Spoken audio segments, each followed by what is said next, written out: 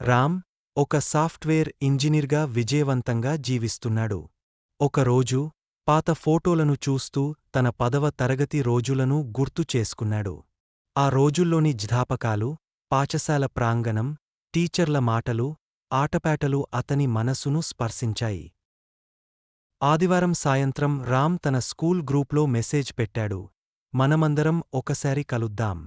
పాత జ్ఞాపకాలు పంచుకుందాం. ఆ గెట్టుగెదర్ అన్ఫర్గెట్టబుల్ అవుతుంది. అందరూ ఆనందంగా అంగీకరించారు. ఒక చిన్న హాలును బుక్ చేసి, మంచి ఆహారం ఏర్పాటు చేశారు. గెట్టుగెదర్ రోజున 20 మంది స్నేహితులు ఒక్కొక్కరుగా చేరారు. ఒకరిని చూస్తే మరొకరు ఆనందంతో అరుస్తూ, అక్కున చేర్చుకున్నారు.